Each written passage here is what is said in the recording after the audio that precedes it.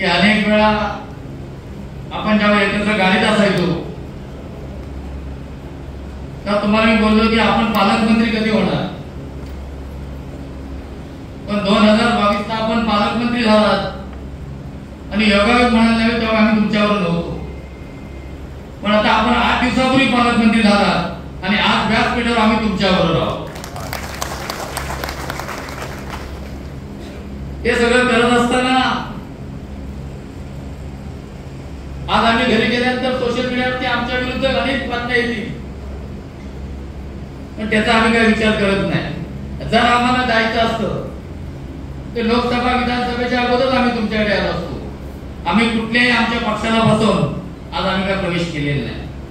आम्ही आमच्या सर्व कार्यकर्त्यांना एकत्र बोलून आम्ही आज पक्ष प्रवेश करतोय हे सांगून आज आम्ही सामंत शिवसेनेमध्ये प्रवेश केलेला आहे।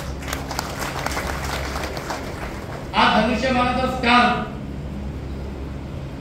तुम्ही जो माझ्या गळ्यात घातला तो फक्त 2.5 वर्षात बाजूला होता। गेली 30 वर्ष या काळात धनुष्यबाणाचा स्कार्फ घालून माझ्या सर्वसामान्य कार्यकर्ता पक्षाचं काम करत होता।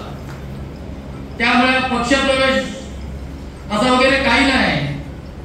आम्ही कालांतराने थोडेफार 2.5 वर्ष अवश्य आम्ही इतर वेगळे होतो, पण मनाने सामंत साहेबांबरोबर होतो। तरी सामंत साहेबांबरोबर आम्ही 2.5 वर्ष दिसलो नाही, पण सामंत साहेब 2.5 वर्षात किती वेळा तुमच्या माझ्या मीटिंग जर हाकला तुम्ही मला 10 वेळा सांगितलं होतं। त्याचा आज ज्या मीटिंग केल्या त्याचा 28-24 तारखेला आज खऱ्या अर्थाने माझ्यावर असणाऱ्या कार्यकर्त्यांनी पदाधिकाऱ्यांनी तो निर्णय घेतला। राहुल शेठ बोलले मी जिल्हा प्रमुख आहे, बंडे शेट्टी माझी जुनी दोस्ती आहे। राहुल शेठ मी नगर नव्हतो त्यावेळी त्याच्या पूर्वी तुमची माझी दोस्ती आहे। आम्ही ज्या विधानसभेला सामोरे गेलो तर सामंत साहेबांच्या समोर आम्ही 70-71 हजार त्या ठिकाणी मतदान घेतलं। सामंत साहेबांनी 40-42 हजार मताधिक्याचं लीड घेऊन विजयी झाले आणि ते विजयी होणं सुद्धा गरजेचं होतं आमच्यासाठी सर्वांसाठी। मग राहुल शेठ तुम्ही जिल्हा प्रमुख आहात, तुम्ही संपूर्ण जिल्हा फिरा आणि या तालुक्याची जबाबदारी माझ्यावर द्या।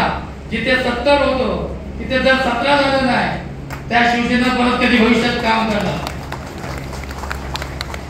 येणारी जिल्हा परिषद असेल, पंचायत समिती असेल की नगर परिषदेच्या निवडणुका असतील, गेल्या वर्षीच्या जिल्हा परिषदेच्या पंचायत समितीच्या निवडणुका झाल्या त्या ठिकाणी 10 जिल्हा परिषद सदस्य हे शिवसेनेचे निवडून आले होते। 8 पंचायत समितीचे निवडून आले। सामंत साहेब तुम्ही आता पालकमंत्री आहात, आमच्या बरोबर सपोर्ट करणारे किरण शेठ आहेत, आमच्या बरोबर समोर बसलेले अण्णा आहेत। आता येणाऱ्या प्रत्येक निवडणुकीमध्ये 100% उमेदवार निवडून आणण्याचं काम आपण सर्वांनी एकत्र बसून करायचं आहे। आज महाराष्ट्राचं नेतृत्व असेल, अभयजी खेडेकर असतील, अप्पा घाणेकर असतील, तांबेशेठ असतील की इतर जे अजून जे काही झालेले उमेदवार आहेत हे येणाऱ्या काही दिवसात या शिवसेनेमध्ये 100% प्रवेश करतील। आज आम्ही प्रवेश करतेवेळी आमची भूमिका सामंत एकच आहे की रत्नागिरी विधानसभा मतदारसंघामध्ये अनेक योजना तुम्ही आणल्यात, अनेक कोट्यावधी रुपयाची तुम्ही या मतदारसंघामध्ये कामं केली।